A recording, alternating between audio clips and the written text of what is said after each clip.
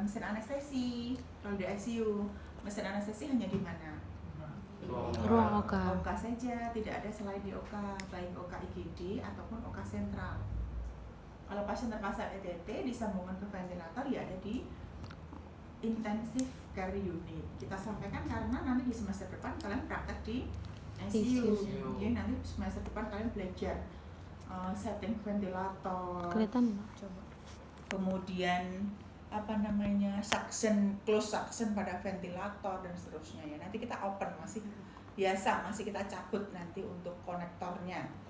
Masih biasa. Kalau yang nyambung dengan ventilator sudah nggak perlu nyabut-nyabut lagi seperti ini.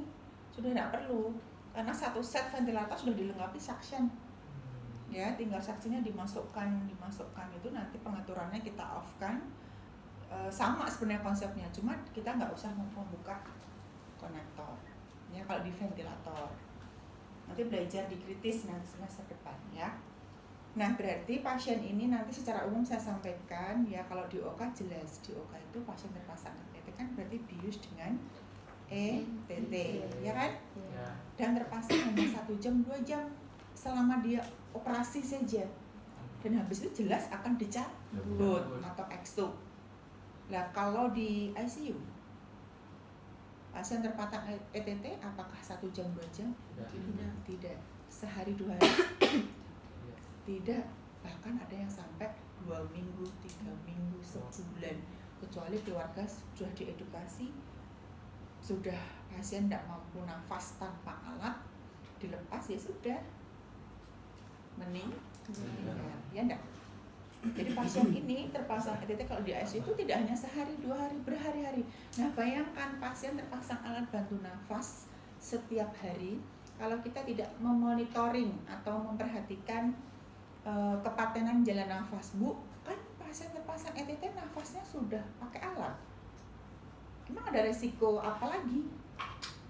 Kalau sudah pakai alat di paru-paru, kan udah paten.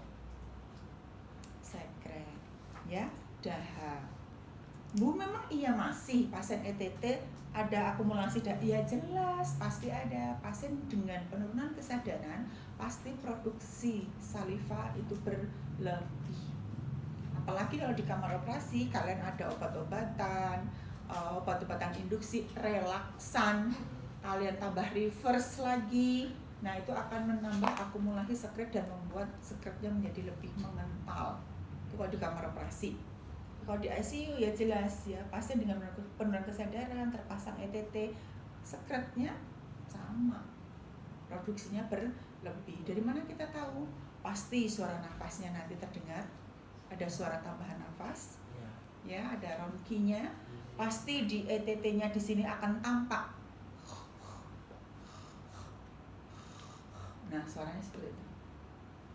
Baru kemarin sore saya menyaksikan sendiri pasien ETT di rumah sakit X di Solo ya, baru suction sebentar gitu, lagi produksinya banyak lagi, tapi pakainya nggak seperti ini, nggak open seperti ini, dia udah close. Dari alat ventilatornya langsung dia udah ada plastik steril gitu, tinggal masukkan, nggak usah pakai begini lagi nanti kalau ventilator. Ini kan kita konsepnya memang suction konektor mesin anes ya. Atau ketika nanti teman-teman kan ada sih ICU yang masih menggunakan metodenya dibuka seperti ini ya, tapi kalau yang close kita kan jelas belum punya, kita tidak punya ventilator. Kalaupun toh kita beli itu prioritas yang kesekian lah, kita akan beli dulu, kita akan beli defibrillator sama EKG dulu, EKG yang sudah ada ritmenya, jadi teman-teman belajar code blue bagaimana itu. Kita mau beli alat itu dulu, kalau yang venti belum, harganya kan mahal ya, untuk teman-teman belajar. Jadi kita nanti masih membuka seperti ini ya. Oke, nanti untuk yang close suction nanti silakan belajar di intensive care unit di semester depan. Oke, berarti pasien yang terpasang ETT di IGD bisa jadi pasien dengan gagal nafas. Contohnya kasus apa? Misalnya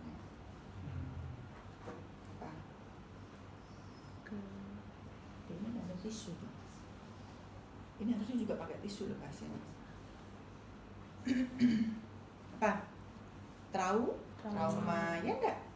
Ada pasien trauma misalkan kecelakaan ya, atau kasus lain lah, kasus lain emergensi yang entah hipertensi atau stroke yang tiba-tiba tidak sadar, pasien lidahnya jatuh ke belakang, menyumbat jalan nafas, tidak mampu nafas, ya harus dipasang ETT. Meskipun ada sebelumnya alat bantu nafas yang jangka pendek sebelum ETT apa? LMA dulu.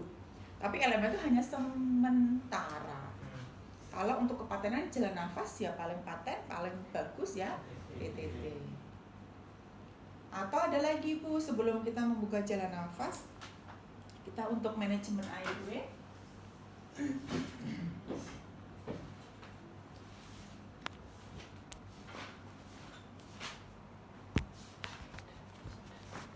manajemen airway itu satu tanpa alam.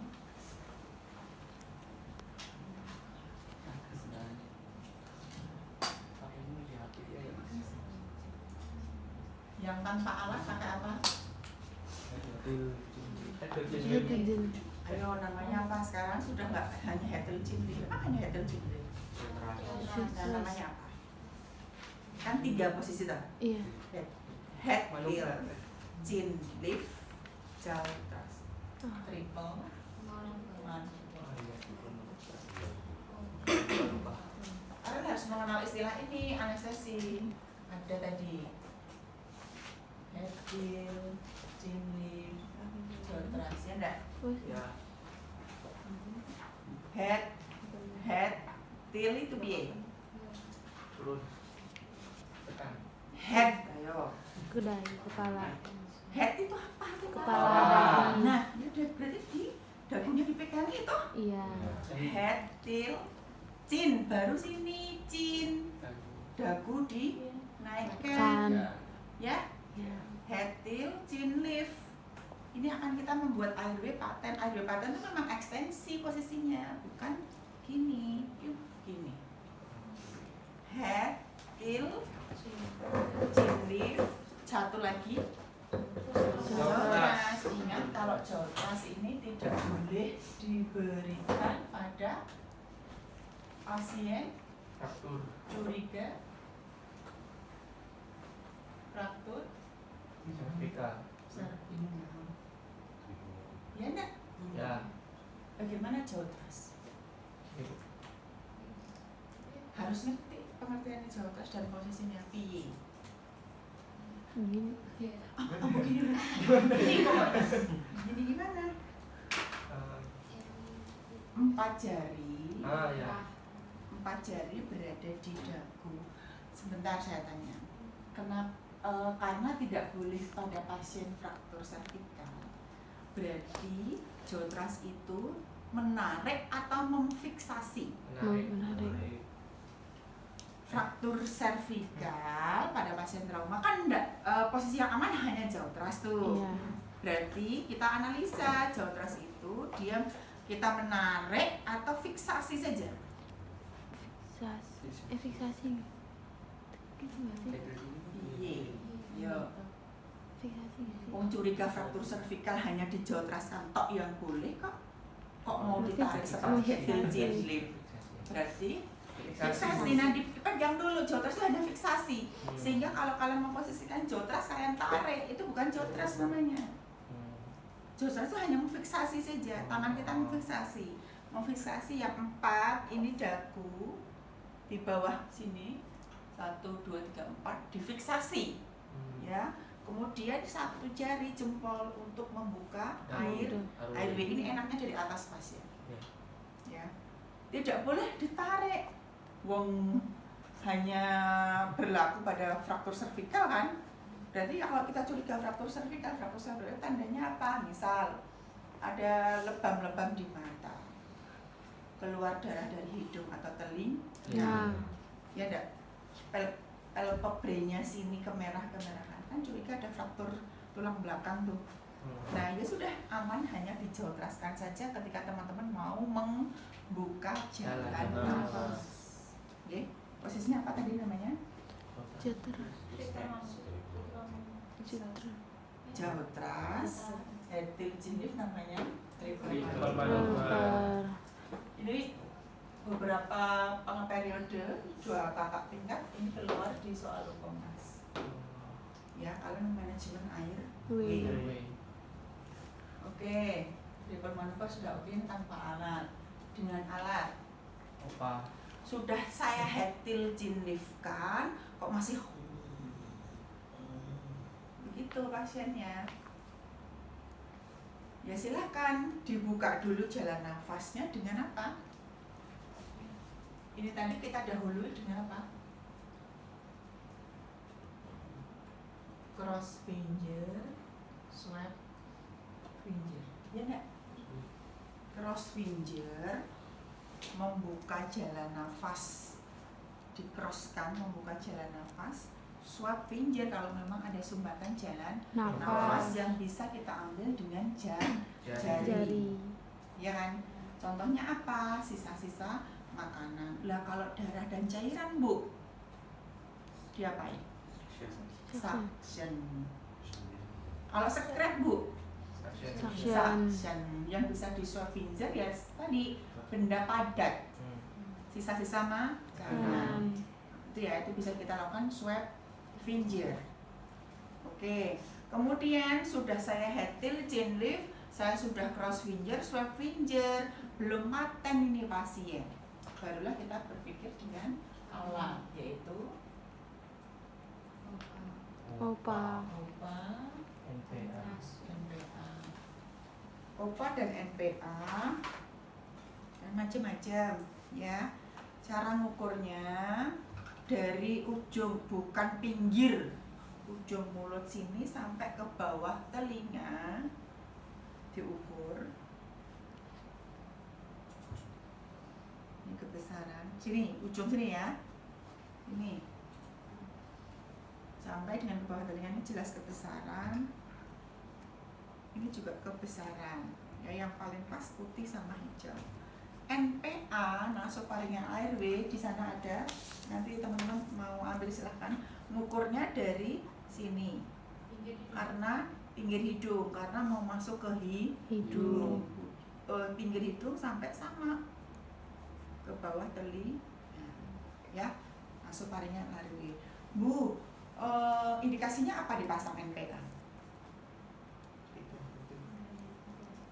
Tidak jatuh OPA aja. Pasien dengan trauma ibu. Oke, tidak memungkinkan pasang di mulut. Ya kita membebaskannya dari hidung. Itu jatuhnya NPA itu di hipofaring. Kan kalau kita bicara saluran nafas kan habis faring-laring kan terus ada 2 cabang kan ya. Oke, satu paru, satu masuk ke lambung ya, esophagus. Nah, itu di atasnya. Masuknya NPA. Gitu ya. Oke. Berarti pasien ini sudah dipasang OPA dan seterusnya. Kok belum paten jalan nafasnya? Indikasi paten jalan nafas itu apa? Indikasi paten.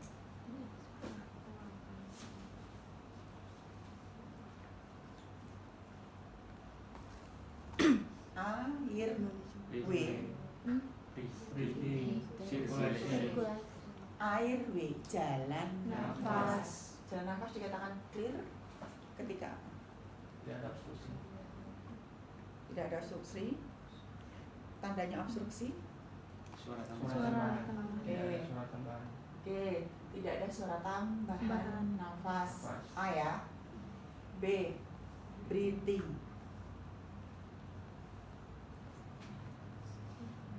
Breathing.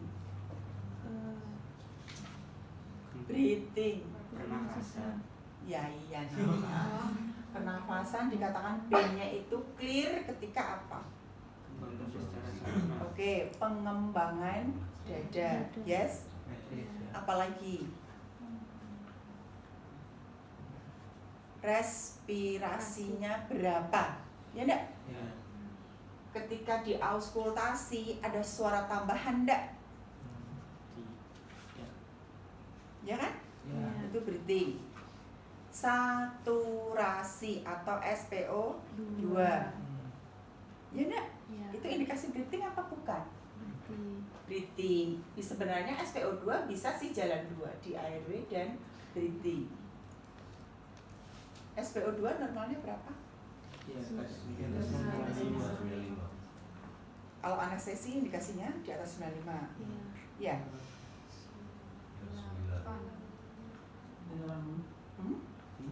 Lu jangan ragu-ragu. Semester berapa kalian? Semester 5. Berapa SpO2? Di atas 95. 80. Di atas 95. Lah kalau di bawah 95 sampai 90.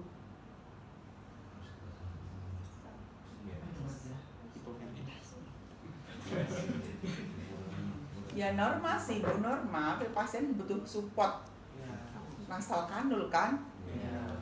Jangan bingung ya. Nanti ini dan ini itu sama-sama pasien dengan kebutuhan oksigen. Nanti belajar lagi nasal kanul. Apalagi NRM. sebelum NRM, simple mas, Ya simple mas.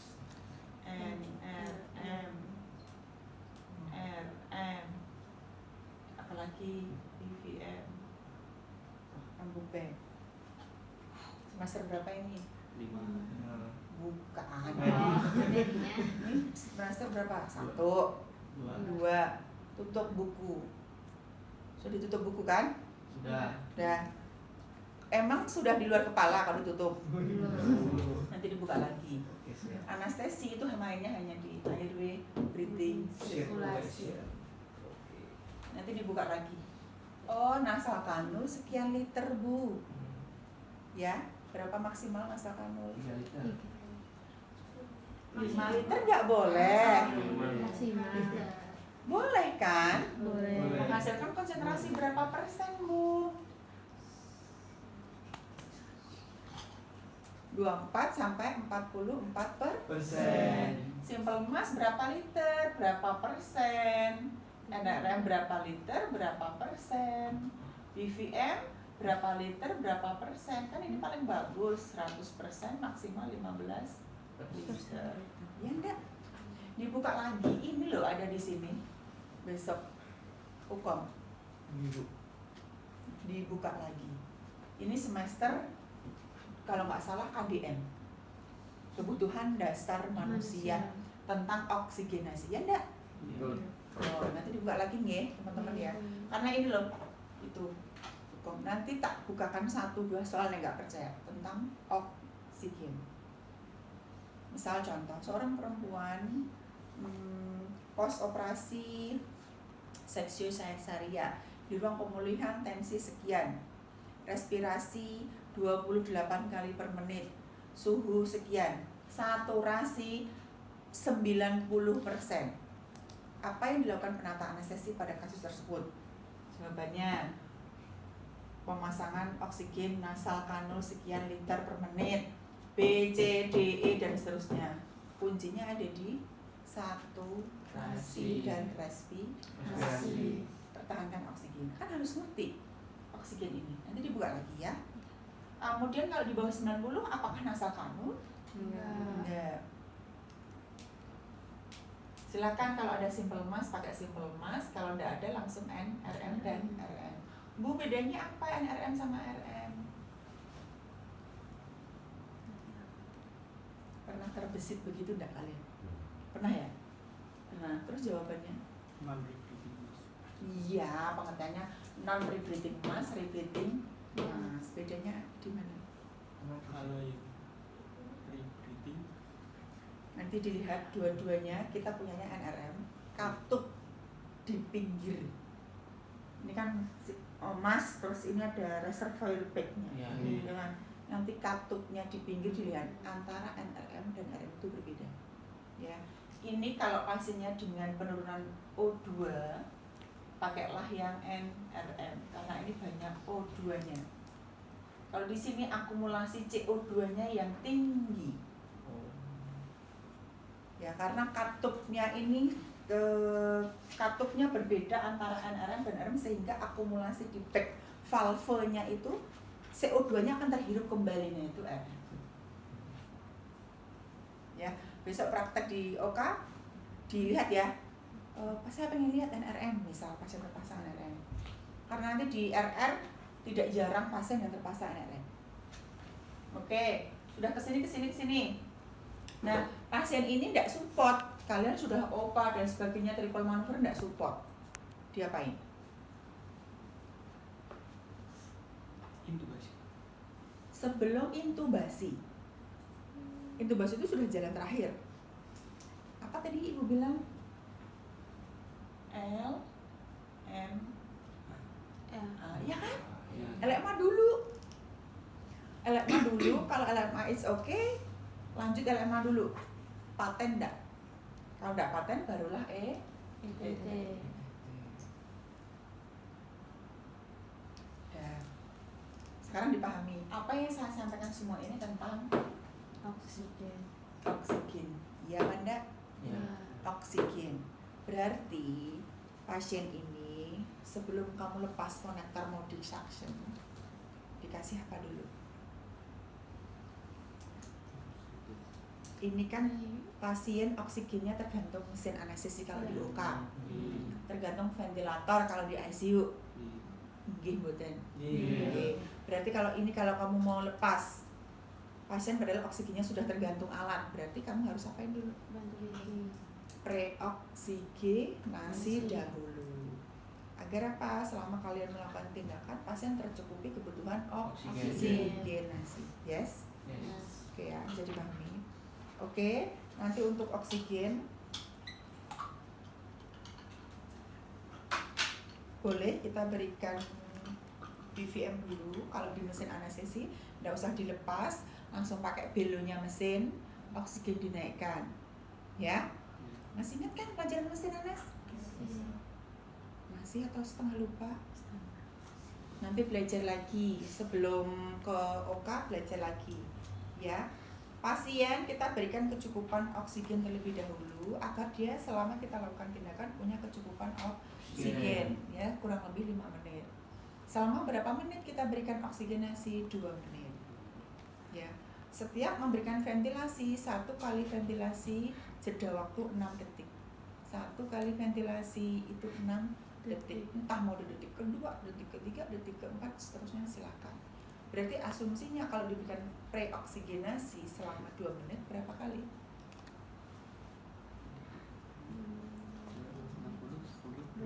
20 kali. 20 kali per menit atau 10 kali per menit. 20 per 2 menit. Yes? Oke. Kemudian kita ketika memberikan oksigen, ya, tidak perlu memberikan oksigen hiperventilasi karena pasien sudah terpasang ETT, kecuali sebelum masang ETT. Sebelum masang ETT silakan dikasih oksigenasi hiperventilasi dulu, tidak apa-apa. Kalau pasien sudah terpasang ETT, ya silakan memberikan kecukupan pasien sesuai dengan kebutuhan. Ingat tidak ini?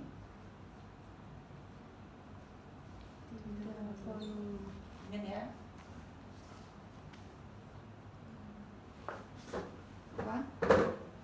6 sampai 6 sampai.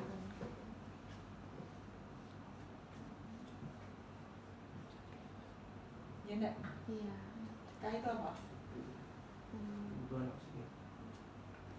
Di dalam volume K sama kali berat badan. K konstanta. Ini enggak?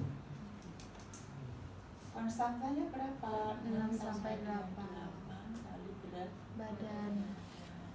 Ambillah yang tertinggi nanti ya. Iya. Berarti kalau ada soal berat badannya 60, berarti berapa? 360 sampai 480. 480. Kalau ini 1500, 3 ini volumenya 1500, kira-kira kamu ngasih ke pasien berapa? 1 Seberberapanya? 1/3. Oke ya, 1/3 kurang dikit lah. Kalau ini setengah ya? Berarti kan tidak sampai segitu kan? Enggak. Ini. Kalau ngasih ventilasi biasanya begini ya. Ini di bawah karena kita ini biar apa? Memastikan tidak ada bocor. Ingat konsep di kepala ini tidak begini, ini harus ada oksigen. Konektornya mana? Ini konektor ini. Asalkan bukan, asalkan konektor hijau. Ada yang ngetik di mana? Kemarin ada ini di sini. Oh, di sini. Di mana? Di sini sana, Bu. Coba ambil dulu. Biar nanti kamu di kepala nggak? Ih, kamu diajarkan nggak pernah pakai apa-apa. Ya salah. Ini disambungkan sama oksigen. Kalau di mesin nggak usah mikir ini kan sudah ada oksigen di mesin anestesi. Ini disambungkan ke oksigen sentral. Berapa liter maksimal BVM? 15 liter. Sudah ada tulisannya di situ.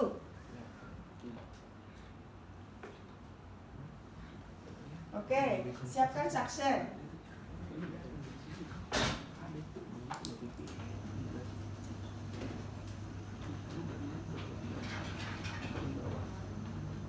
Suction sudah kita siapkan. Itu tuh.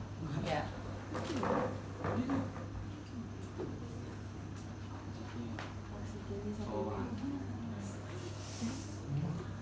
Oke, ini harus ada ke sumber oksigen, ya.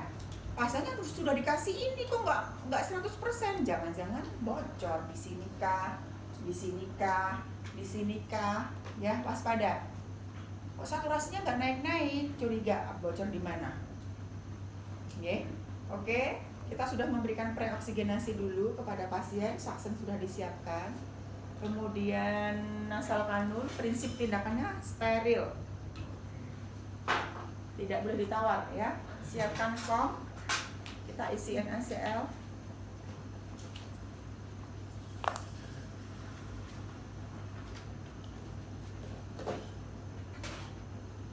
Kita dekatkan ke pasien. Handscoon, perlak.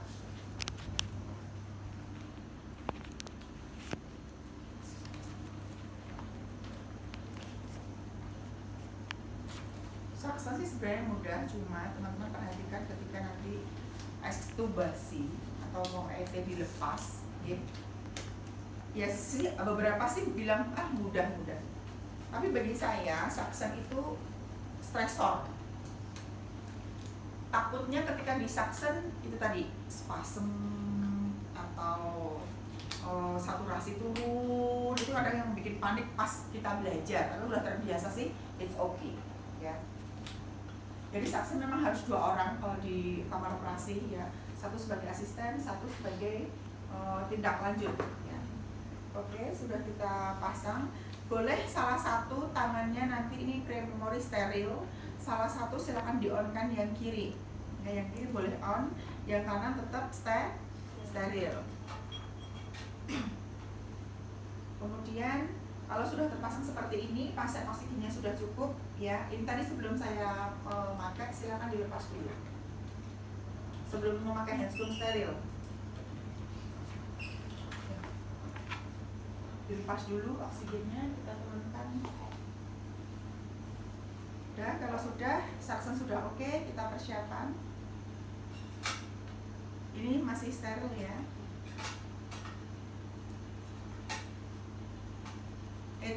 Suction pada pasien ET itu hukumnya wajib ain steril, tidak boleh ditawar. Kemudian kita sudah cek, sudah nyala dan seterusnya. Besok kalau kalian mau suction di OK, pastikan suctionnya nyala.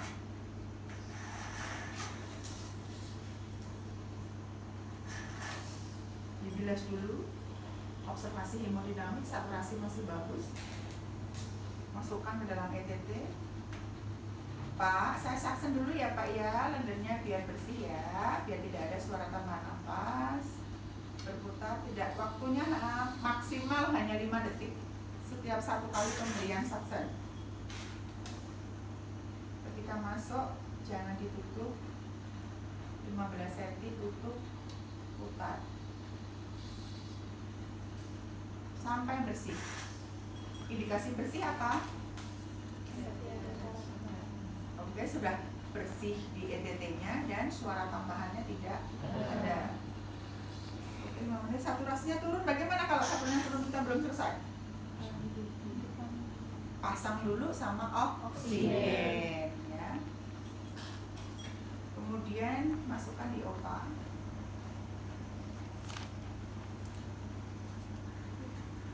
Ini kamu mematikan oksigen pasien loh ya. Masukkan di OPA sampai bersih.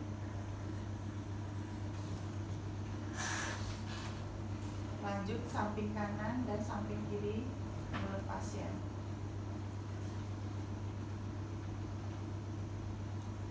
Sampai bersih, bilas. Ya segera ya. Saturasinya turun pasien. Oksigen lagi. Oksigen dulu ya. Nanti skenario saturasi dan tidaknya dari penguji ya. Oke. Begini dulu.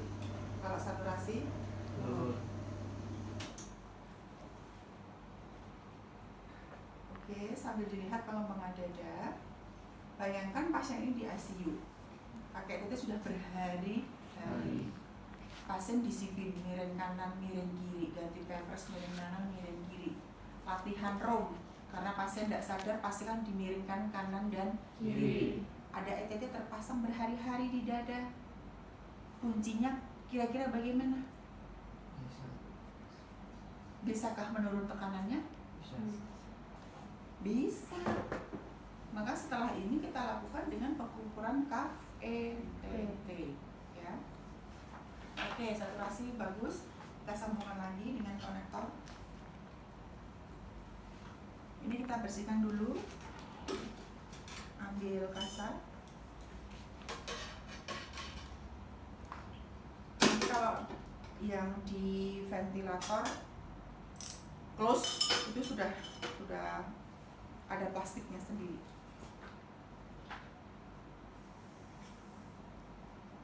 Dipakai lagi kalau di ICU. Kalau di OPA mas sekali pasien selesai.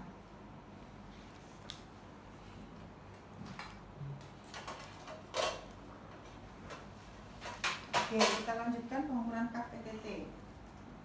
Lihat saturasi ya, tentunya bagus. Saturasi turun. Oksigen. Bukan udah terpasang ini Oh, ya iya. sudah mana-mana aja. Oke. Oke. Kita lanjutkan diukur tekanannya. Kalau pasiennya tidak ada kaflator di ICU ya sudah diukurnya kita pakai squid. Berapa cc kunci? Sudah belajar ET kan? Sudah Berapa kuncinya? 10. 5 Bu. 15 ya, kita butuhin 15. Ini masih kurang ya?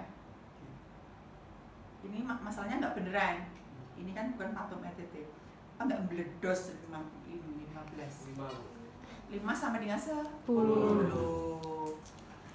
Bu, ilmu kira-kira. Kenyal-kenyalnya kira nggak terlalu bantat banget, nggak terlalu kempes sekali. Silahkan. Tapi kalau ada tekanan kafnya silahkan pakai alat. Ya. Ini dimasukkan di pompa. Ini penguncinya. Kaflator itu ada displaynya ya. Tekanan kaf yang bagus warnanya hijau 25 sama dengan 35 cmH2O. Lebih dari itu dia tekanan yang berlebih harus kita turunkan dengan cara dipencet merah-merahnya. Kalau tekanannya hanya 10, misal hanya 10 kita tambah pompa saja. Ini dipompa, ini untuk mengurangi, ini untuk memasukkan. Oke? Ya tekanan kaf ETT normalnya berapa? 25 sampai 35 cmH2O. Nanti ada yang mengatakan 20 sampai 30, enggak apa-apa, itu di rentangnya itu. Ya. Oke, tekanannya sudah bagus di angka hijau. Bu, kalau pakai squid gimana caranya? Ya sudah, diambil dulu saja. Tersisa berapa cc? Seandainya tersisa hanya 4 cc, kita tambahin lagi 7 cc. mudah dikira-kira. Kalau tidak ada alatnya. Hmm. Oke? Paham ya? Oke, intinya konsep suction itu adalah pasien cukup oksigen dulu, lihat hemodinamik terutama saturasi. Kemudian setelah itu kita lakukan evaluasi. Diambil dulu. Kalau sudah clear tidak ada suara tambahan nafas. Kita cek ya Pak untuk suara tambahan nafasnya.